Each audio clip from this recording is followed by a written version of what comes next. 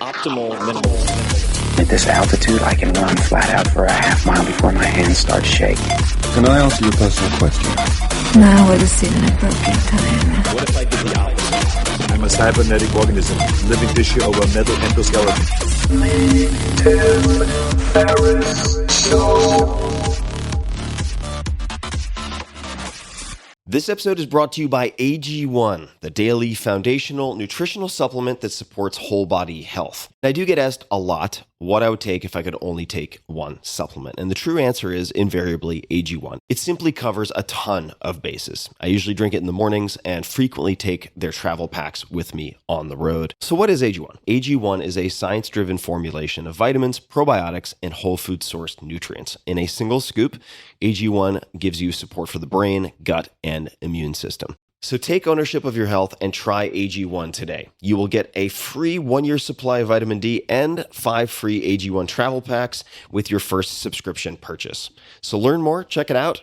Go to drinkag1.com/Tim. That's drinkag1, the number 1, drinkag1.com/Tim. Last time, drinkag1.com/Tim.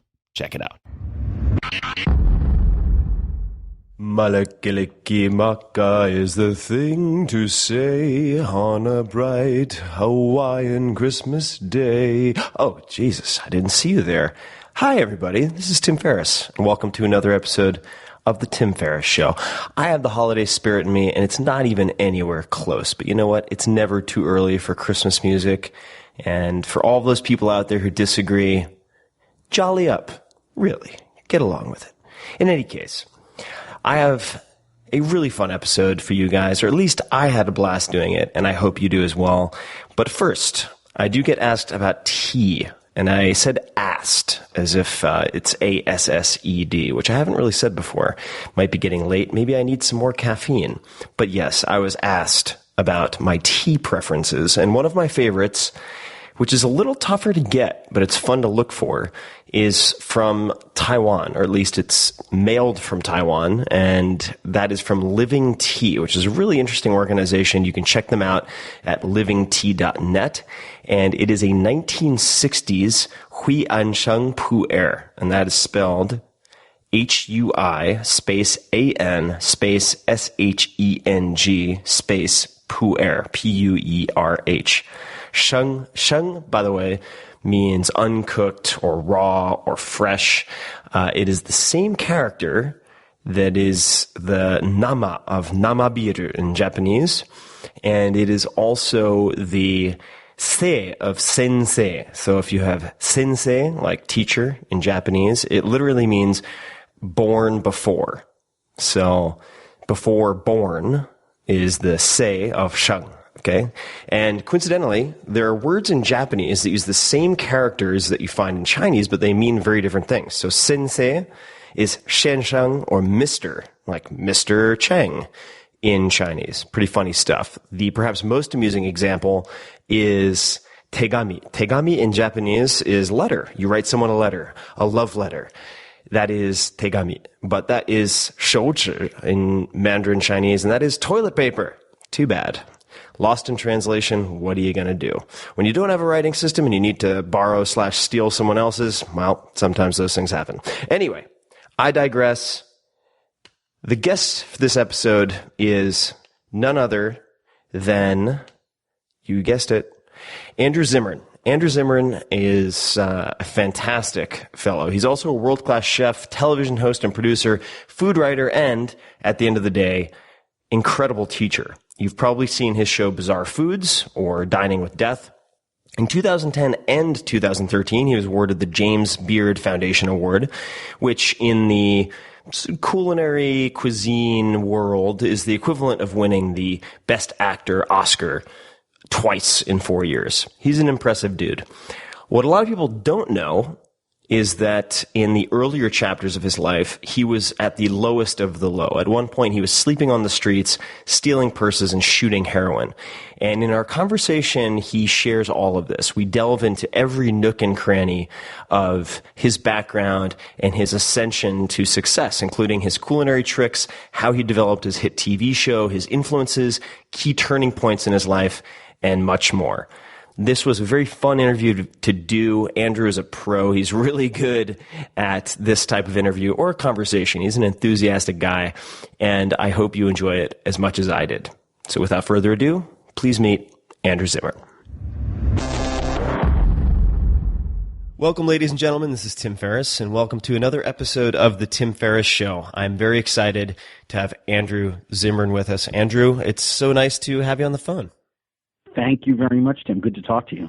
Yeah, it's been, I think, a long time coming for me. I remember being interviewed on your podcast what seems like ages ago, and maybe that's because you sort of acted as my ad hoc therapist while I was experimenting in television, where it's, I don't think with you anyone acts as your ad hoc anything. I mean, there's a beautiful, unintentional, intentional rhythm to the things that you do. And I just, over the last couple of years, we've become friends. Mm-hmm. And it's what people do for each other. I like to think I always remain teachable, and at the core of your stuff, that's sort of what I take from it in its broadest possible sense. And so I think it's doubly charming that you actually practice what you preach. Well, I appreciate it, and I have to say I don't think I would have made it through even the preparatory stages with television, let alone the grueling filming schedule and editing schedule, had it not been for our sessions. So thank you very much for that. I don't know how you do what you do, and that's part of what I want to explore today. But sure, you are the hardest working man in show business, as they might say. I am just astonished by how many projects you have going on, whether that's sort of sequentially or in parallel. And maybe we could start with just a couple of rapid fire questions, and then I want to dig into some of your background. But sure. And let's not assume that the way I'm doing it is actually successful. I mean, the therapy session can work both ways. I mean, I oftentimes wake up in the middle of the night and wonder to myself if the number of balls that I'm juggling is actually in inverse proportion to my ability to make some of those balls bigger. Yeah, I visualize that. Yeah, no, I was thinking of that, and then the plate spinning, and I think of course, both of them are very appropriate. But you've had some huge successes, and of course, there's a lot behind the scenes that people don't see. But I guess just to start off, and these are in no particular order, but when you were starting to conceive of Bizarre Foods, sure. What shows did you look to as inspiration, or from which you wanted to pull elements? Like, what were the models that you had in mind, if any, or what were you looking to draw from? No. I definitely did. I grew up watching Great Chefs of Europe on PBS, the first Great Chef series. And I loved the intensity of that and the attention to detail and the focus on the food. Mm-hmm. I morphed a little bit into, at one point in my TV watching, as I was sort of looking at things that I wanted to pay attention to the sort of the smartness of what Michael Palin was doing. Mm-hmm. I saw, I'm from New York, so when someone says, "What do you like?" I answer that by saying, "Well, I'll tell you what I don't like." and what I didn't like was, the sort of old school late 80s Rick Steves, Celtic canned music, watching him walk across the cliffs of Dover, getting bigger and bigger and bigger in the frame, and then breathing and sighing and looking out over the ocean, and then saying something to the effect of, a lovely day's walk, and now on to the village. It just seemed to me that I wanted the smartness of Michael Palin. I wanted the attention to detail of some of those early food shows like Great Chefs. Mm-hmm. And I wanted to make sure that whatever I was doing was within my unique ability to deliver. I always thought that, obviously Rick Steves is an expert on travel and has been everywhere and a legend in the business and pioneered, and without folks like him, folks like me don't have a job. There's probably not even a travel channel, actually. But at the end of the day, I thought that anybody could have stood there and said what he said. You could have paid an actor to deliver those lines, and nobody would have been the wiser. I wanted to do things that were more what we now call docu-follow. And I put all those sort of things together. I also had, there was a bit of a Trojan horse involved in my show pitching. I wanted to make a show that allowed me a platform to talk about patience, tolerance, and understanding in the world. I wanted to change the tone of our national conversation away from the things that we don't have in common towards the things that we do have in common. I wanted to make a show that railed against the vile human frailty of contempt prior to investigation. And so if you go and you pitch that and then sort of launch into this sort of travel food idea, everyone shows you the door. So I basically tried to sell a food culture show with a hook, stories from the fringe that ended up being called Bizarre. The original title for it was called Chew on This. But Eric Schlosser, one of his books, one of the children's versions of one of his books, was called that. And I very much, snuck a show in the door knowing that if it was successful, I'd get leverage. I'd be able to sort of morph the show into what it sort of is today. It's taken me, 200 shows and 8 seasons, 9 seasons. But I think the last couple of years we really have done a fantastic job of representing cultural storytelling through food in the right way.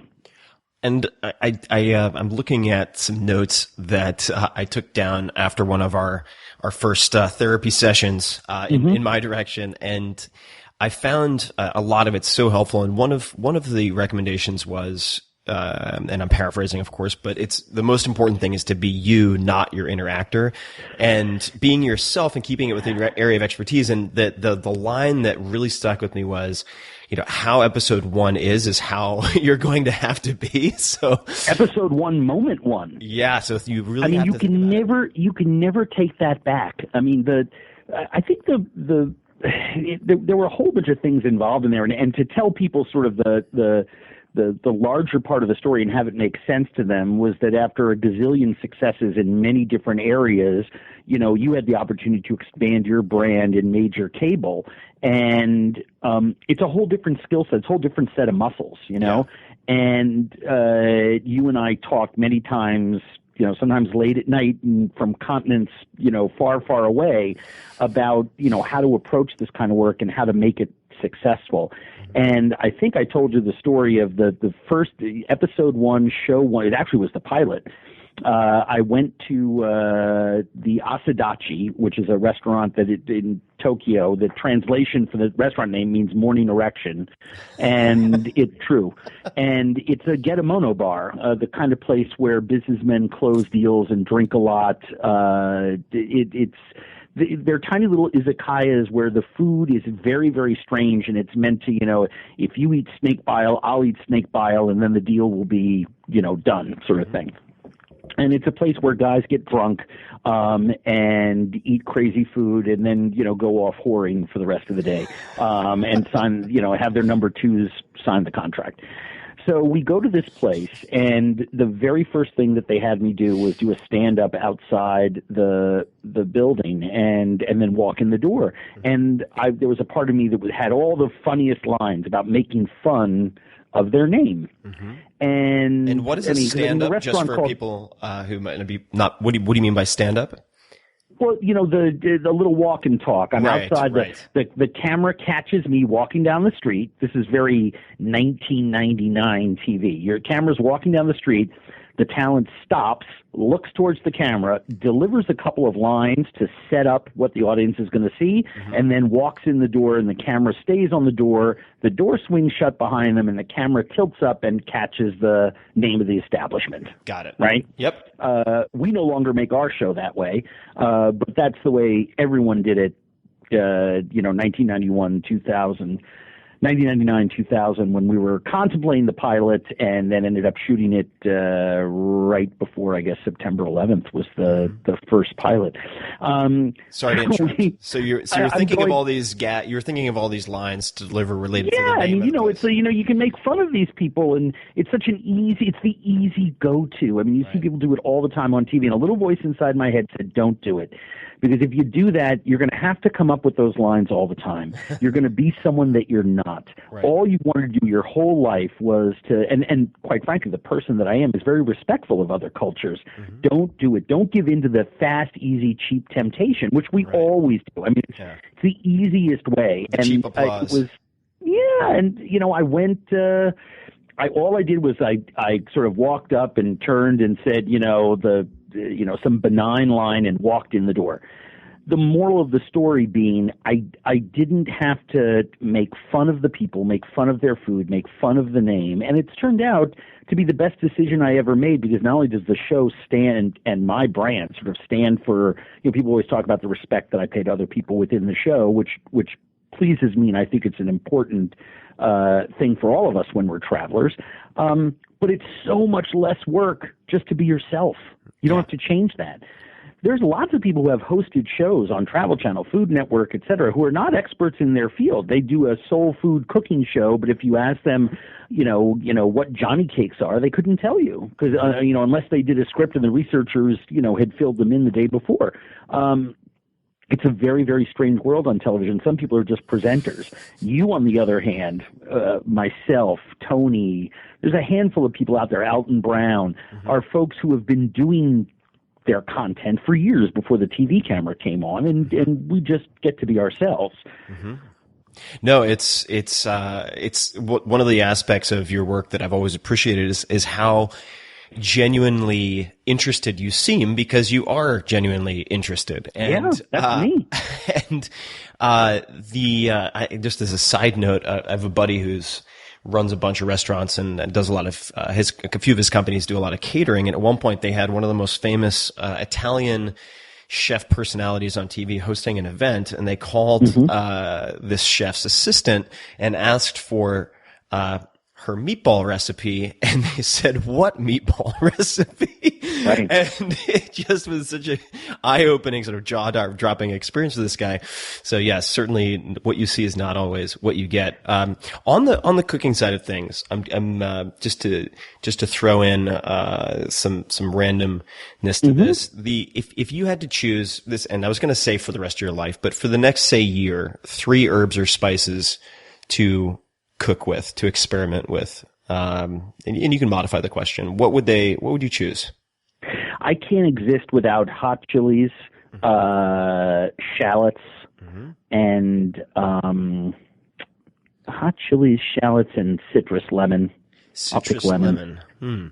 It's before I get to it, the world of herbs and spices is great, but before that, there's some other building blocks that I would prefer to have in my kitchen or my desert island. I'm going to assume on my island that you've stranded me on, I have access to I can walk out into the ocean and grab seaweed or fish or throw rocks at birds and get something over a fire. Yep. And, so if I had to have, the first 3 things that I would want to have with me are hot chilies, shallots, or some kind of onion. I happen to prefer shallots of all the alliums, and citrus, and I generically choose lemon above the others.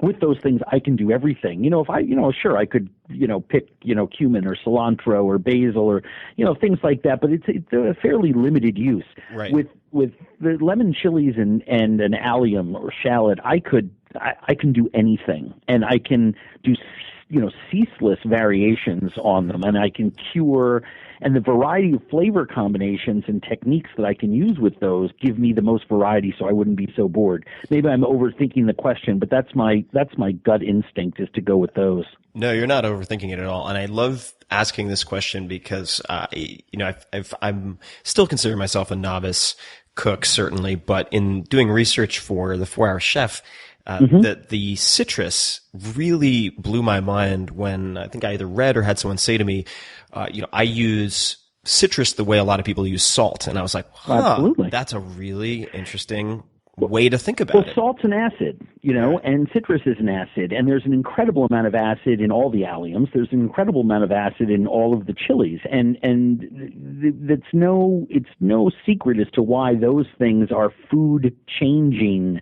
food altering, technique based or technique inspiring ingredients to use. They're much more versatile in the kitchen than basil or thyme or something like that. Mm-hmm. When I talk to young cooks about balancing, a dish, it's texture, it's temperature contrast, temperature contrast, and the way you build flavor contrast and create a more symphonic taste experience is by experimenting with acids and fats and, so by its very nature, chili, shallots, and, lemon, salt, those are the things, sugar. We use them in different forms, but they're very acidic, and they provide much more flavor when we're cooking than most people give them credit for. Oh, definitely.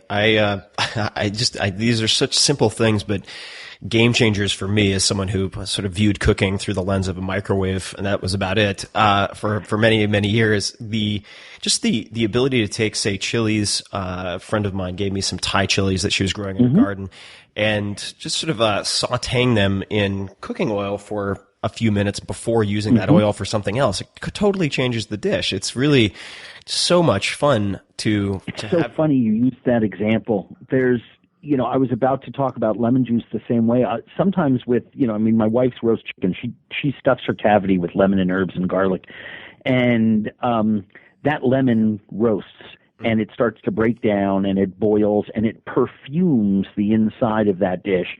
Some of that lemon juice goes down onto the bottom of the pan and caramelizes and gives a tartness and a wonderful bitterness to the olive oil based pan sauce that she makes for that dish, and it seasons the roast vegetables that she puts in them. But then when it comes to the table, that lemon flavor, because heat's been applied to it and heat sort of kicks down the impact of the citrus, she then will finish the dish, with, we just do it a lot in our family, with a little bit of fresh citrus and olive oil. And you then have 2 or 3 or 4, depending on what bite you take, different variations on that same ingredient, lemon, in that dish, and it creates a layered experience, which is it's more sensual, it's deeper flavor, it's more fully realized, and that's the difference between the kind of the roast chicken that everyone says, why is Jonathan Waxman's chicken at Barbudo so frickin' awesome? And it's because even though it just looks like roast chicken with a little bit of sea salt and a salsa verde drizzled over some of the pieces, there's so much different seasoning at different times in that dish that you are taking in a much broader symphonic taste experience than the looks of the dish would tell you exists. It's profound. I think that's the beauty of food. It's like art. I mean, I remember sitting in Madame Koretsky's Northern European painting class as a freshman at Vassar College, trying to focus on, the first day at school, and instead of at, Anne Weiss's backside sitting in the desk in front of me. And, she put a picture up on the wall, and the picture was, some, 16th century Northern European portrait painter. And it was a woman standing at a window. There was a table in front of her with a bowl of fruit, and it was a sunny day outside through the window. And she said, everyone write down what you see and know about this painting. And everyone wrote down the same 10 things that were in there. There's a dog. She's wearing a blue dress. There's a bowl of fruit on the table. And Madame Koretsky then spent the next 45 minutes detailing what Flemish life was like in the late 16th century based only on what she saw in the painting, because there was a banana in the bowl of fruit and a pineapple, but those don't grow in Holland. So she, these people were wealthy. They were traders. There was symbolism, but there were also, she approached it like Sherlock Holmes. And I learned that day that, because I was also cooking a lot at the time, it reminded me of what a lot of chefs were saying and what my dad would tell me when we were sitting when I was 8 years old in a little sleepy, brasserie in Les Halles in Paris, picking bigorneau with a big, silver metal toothpick. And I began to realize that I could tell stories about life through food. And I now describe it as being able to talk and tell about the history of a people and a culture by staring into a bowl of soup. But it really is the same thing. You can deduce so much about food and in its preparation and in talking it through with people about where concerns are. Just the way we're sort of geekishly talking about lemon, I think, underlines and underscores the fact that, today in America, we fetishize food in a way that is greater and deeper and probably, has a lot of negative impact as well as positive, but we fetishize it in a way that has never been done before in the history of the world about any sort of cultural meme. I can't think of a one. Yeah. No, I agree. I want to explore that a bit, but before we do, shallots. All right, so shallots. I'm a big fan of shallots. I've met quite a few chefs who are also big fans of shallots. Is it possible for a novice chef to use shallots well without having very good knife skills? I think that yes. It is. Okay, I would love for you to elaborate because that's always been for me, and I consider my knife skills pretty decent, but it's still been challenging for me. How so? It's in a recipe that requires them to be minced or sliced thin. Yeah, exactly. Which most of the recipes that I've come across seem to require that. So I'd love for you to, and I can do it, but it's not my favorite. It's not my favorite work. It's not my favorite prep work to do. Well, there's two issues at hand. One is how to use a shallot and what's required of it, despite what a certain recipe will tell you. And the other one is your knife skills in particular. Right. And you're no different than any other person who loves to cook and wants to get better. And if you loved golf and you were playing golf all the time and you told your friends, God, my putting just isn't great, they'd look at you and say, how do you do on the putting green? And you'd say, I don't go to the putting green. And they'd laugh at you. Right. I always tell people when they're cooking, if you love to cook every day, buy big bags of carrots, onions, and celery, and every day mince them, cut them into batons, brunoise, dice them. When you're standing around, listen to the radio for 10 minutes and practice your knife skills. If you do that for 2 weeks, you will improve the amount of time. And gosh, don't I know how much you love saving time. That investment in yourself, front side investment in time, lifetime of time saving. My wife always marvels, she says it takes you half the time to make a recipe. And, I've been cooking for a lot longer than she has, but the more she practices knife skills, the faster it becomes for her, because that's the sort of mundane stuff simmering in a pot, watching it. You can do other things. You can multitask. I think at the end of the day, it's assembling your ingredients and your mise en place. So some of that is knife skills. Some of that is how you organize your kitchen. There's a lot of things that you can do to, speed things up, but practice is something that helps. The second thing is, might be equipment. I'm just going to assume with as many, food geek friends as you have, that you have the right knife for yourself. But I use a short chef's knife, usually about 8 inches, as my handy sort of go-to knife, and I use a thin-bladed one so that I can use the front of it choking up to cut small things, and I can rock it and chop it using the back 3/4 of it if need be, and I can even choke up and tourne a mushroom if I need to, but I can do almost everything with that one knife. Then the third issue for this really becomes, the mythology of food and why we believe certain people when they tell us we have to do a certain thing. To a large degree, you do a lot of myth busting, and you find out that in reading all your stuff, there's always something that is perceived to be a truth that it turns out once you investigate it and you talk about it with other experts, it turns out you don't need to go from A to B to C to D to get to point E. Sometimes you do. Oftentimes you can just go A to B, and if you do B really well or do B differently, you don't need C and D at all. You arrive at E. And I don't think there's anything wrong with people using a Ben Rinner or a mandolin, some of those vegetable slicers, Right. where you put the blade on a thin setting and you can shave that shallot into tiny little pieces. There's nothing wrong with using that.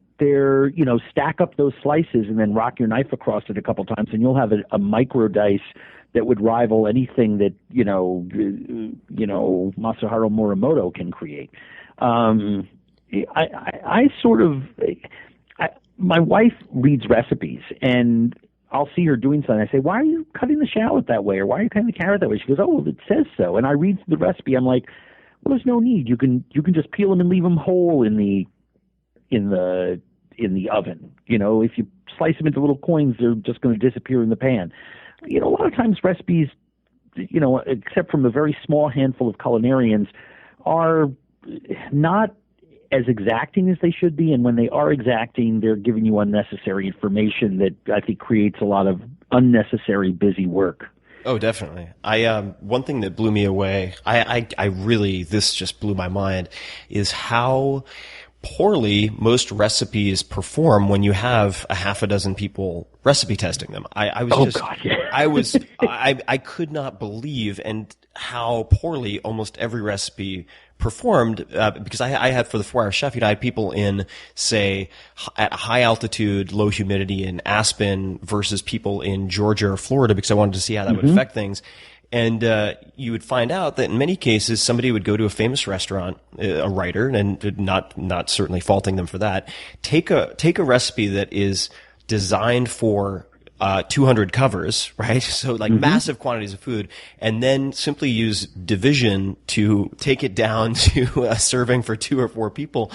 And man, a lot of it just didn't make any sense at all. No, it's nice to hear you say that. And also, as a piece of trivia, I'm not sure if the brand talks about it, but so the Benriner, the benni means convenient in Japanese. That's why it's called that. And it's a hell of a device, man. You got to watch your fingers. But yeah, it's well, you do, but you also learn to leave the tails on your shallot and hold on to that. And then at the very end, I mean, you're not handling rock cocaine. I mean, it's a shallot. I mean, that last little quarter inch, just throw it away. Right. It's amazing to me that a lot of people knock Martha Stewart. They knock magazine recipes, whether it's Rachel Ray's or even Food and Wine, the magazine I write for. The biggest folks in the business usually write the most exacting recipes because their audience is very quick to turn on them if things don't work out. When I look at recipes and suggest them for my wife, and she says, "Oh, it's a great recipe for pound cake," and we go on the internet and there's 20 recipes for pound cake, I go with the one that even describes to a quarter of an inch the size of the pan. Because if someone is describing that level of detail, that they've gone through it. The person who writes a recipe that says, grease a cake pan, they haven't made it. It's a tip-off right away that something is wrong. Definitely. It reminds me a lot of the David Lee Roth anecdote about I think it was the brown M&Ms.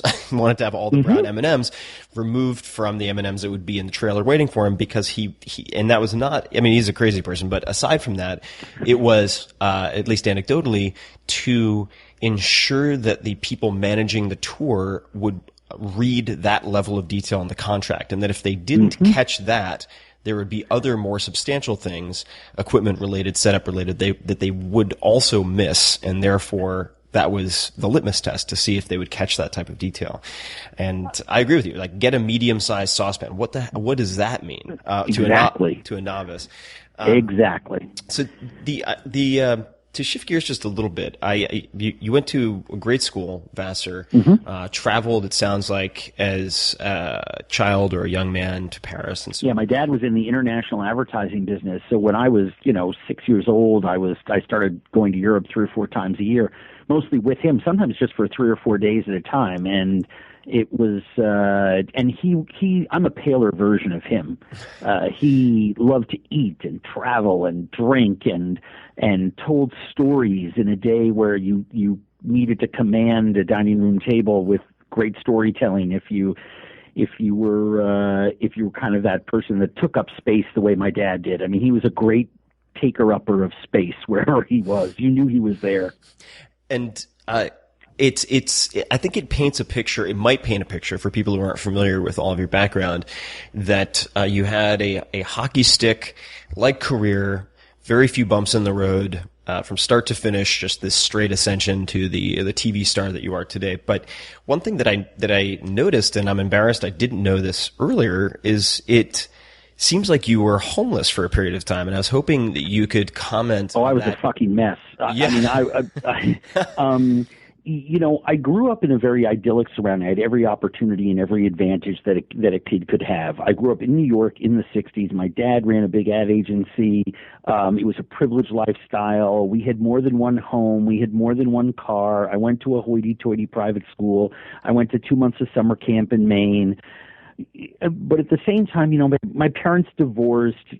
My dad, when he left, when he and my mom separated, there was a lot of curiosity as to why, because there wasn't fighting in our house. There wasn't anything unusual. My dad was coming to grips with, his own, sexuality and sexual preferences, and, thank God was true to himself and found love with my stepfather, and they were together as partners for 46 years and married for the last year. And because the state of Maine, where they moved, finally passed a Marriage Equality Act. But it was a big struggle, and it was really impactful, for a 6-year-old in 1967. It was a different world than it was today. And so, my mom had an operation in a hospital to get a appendix scar removed in 74 when the bikini lines went down.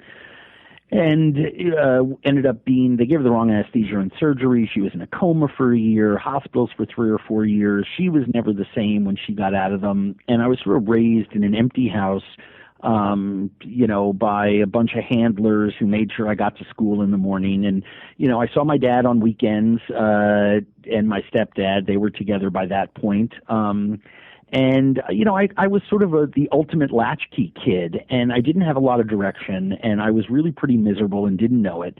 And I found drugs and alcohol at a very young age, 13, and the moment I got high for the first time, I felt like a raindrop entering the river. I felt like I had just unlocked the mystery to life. For the first time in my limited number of years on the planet, I felt comfortable in my own skin.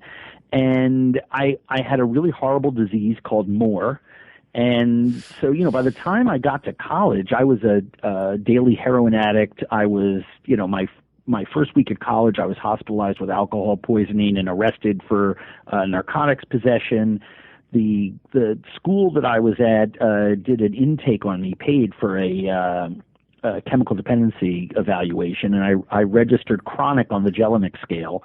And the counselor told me at the time, he said, "You're going to die. Addicts and alcoholics of your variety wind up in jails, institutions, or dead. And you've already done jail time," which I had. He said, "You've already been institutionalized," which at that point I had. And he said, "So there's nowhere really else for you to go." And, you tell that to an 18-year-old kid, they laugh at you. I laughed at him. And I didn't sober up till I was 31, and things got progressively worse. Alcoholism and drug addiction is a progressive illness. It got worse every single day of my life from that point forward. And I went from a place where, in that meeting I told the guy, no, I don't have a problem, to when I finally had my last intervention that started this sobriety almost 23 years ago.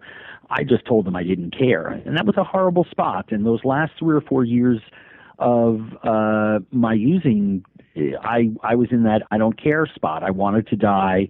I lost my apartment. The sheriff of New York evicted me. I was sleeping in an abandoned building on a pile of old clothes that I tossed a bottle of Comet cleanser around every night before I went to bed to keep the rats and roaches off of me when I passed out. I stole purses on streets. I mean, I was a mess, and it's really sad. Most people just see the face of addiction as that person, I was living in an abandoned building. I didn't shower for a year. I mean, I was disgusting. I took meals in shelters. I got clothes at the Salvation Army. I mean, I was a garden variety street person in New York, the type that you cross the block to avoid. I wasn't pushing a shopping cart, but I was filthy and stank and was, wearing rags. And ultimately, I went into a hotel to try to drink myself to death. It didn't work. I had a moment of clarity for the first time in a 15-year period and called a friend and asked for help. And 2 days later, I tried to talk him out of that help, of course, once he gave it. Like any alcoholic, I asked for someone to throw me a life preserver, and then I tossed it back at him because I didn't like the color orange. And I immediately was, sent to beautiful Center City, Minnesota, to a treatment center called Hazelden, and which is how I wound up in Minnesota. I always wondered. A born and bred New Yorker. And, I had a couple friends who had come through. Why am I lying to you? Half of my high school went through Hazelden. We all went right from, Studio 54 together to treatment together. And I was, my friends told me, they said, you have nothing to go back home for. You've never been able to make your life really work. I'd been successful in the restaurant business in New York, and I'd done a lot in a career because I was talented. I was the guy that could put out 500 plates of, poached eggs at brunch in a busy, Central Park West restaurant. I could stand there and sling it on the line in a 3-star Michelin restaurant in New York. And in those days, they didn't have a Michelin guide there, but you get the drift. I worked in those kinds of places with those kinds of chefs. And it was that skill set that kept me employed, but ultimately my alcoholism and drug addiction stuck me in Minnesota.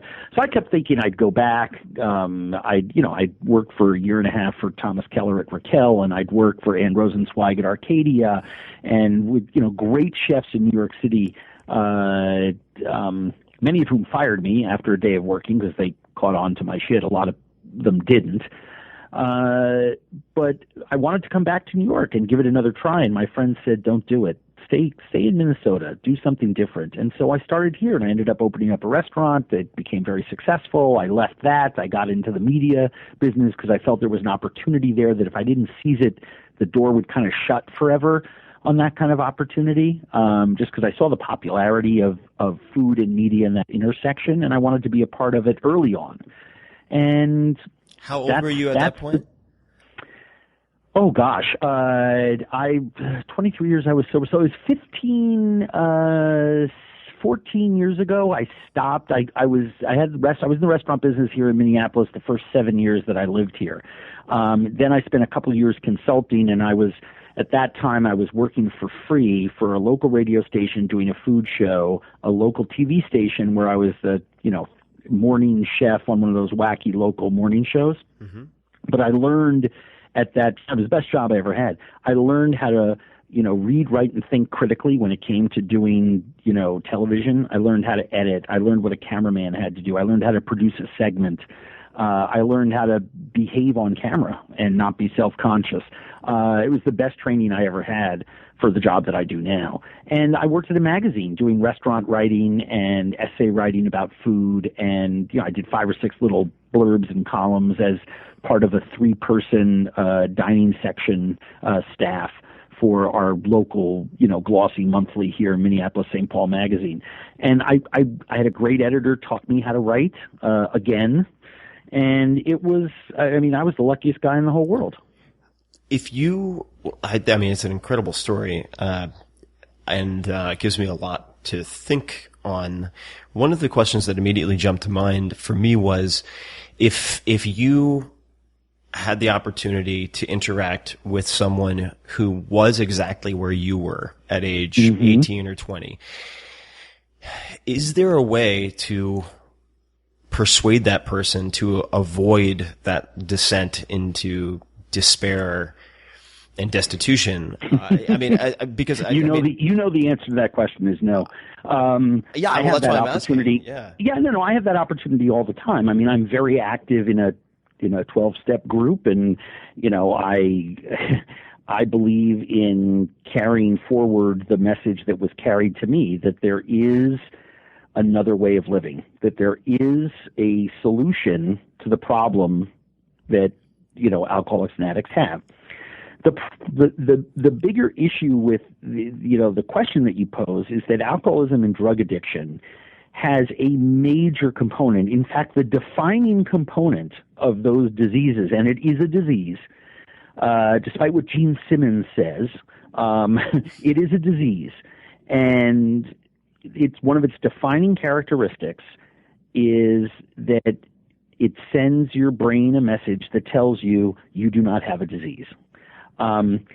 If someone tells you have cancer and there's a chance you're going to die from it unless you do something, not only do people jump to help you, but you jump to help yourself. Yes, there's a handful of, I have had friends, parents who have gotten bad news at the end of their life and said, something, I'm not going to pursue wellness. I've had 2 hip replacements. I'm done. I'm 90 years old. Let's pursue a different way. But for the most part, people seek help. With alcoholism and drug addiction, the first time anybody tells you, hey, dude, you've got a problem, you can't stop. It's a compulsion. It's an allergy. It is defined by its strange mental blank spots that tell you don't have a problem. That's the tough thing. I wish all it took was a good conversation and that nodding realization, but I can't tell you how many people sat at the end of my bed, metaphorically speaking, told me what my problem was, told me there was a solution. Be abstinent, go to meetings, talk to other people, get help, do the opposite of the things your brain is telling you. Every version of that conversation, I nodded my head every time and said, absolutely, I'm going to do that. And then I could do it for a day, 2 days, 3 days, and then I'd be right back out there. Sometimes I'd be right back out there 5 minutes later. I got arrested once, and the judge was giving me a big lecture, and I looked up at the judge and I said, F you, Your Honor. And I started screaming at him. And the reason that I was I didn't want to hear what he was saying. But the real reason that I was doing it was I knew that he was going to slam his gavel and throw me back inside to the county jail, which was on the other side of that courthouse door. And inside that county jail were people with dope and booze and all the things that I wanted to get away from me and to quiet that voice in my head and, to not be feeling what I was feeling. And that is sad and tawdry, but it's the truth. I just wanted to get high more than I wanted to sit there and listen to his lecture. No one can tell someone they should quit. Life has a way of, which is the horror of the disease. Life, however, has a way of humbling you. And for me, at a certain point, it wasn't, my parents thought I was dead. I'd lost every job. I was physically ill and disgusting. I mean, you list all the things. I couldn't hold a job. I couldn't do anything, couldn't function. I was dying and I wanted to die. And at the end of the day, for the first time ever in my life, I put the cork in the bottle because the last people that in my heart I loved and wanted to respect me walked out the door. At the end of the day, it was their tough love and realizing that I had no more relationships and that I had really lost everything that got me to maybe take someone's advice. And I did it for like 10 minutes. That's all it took.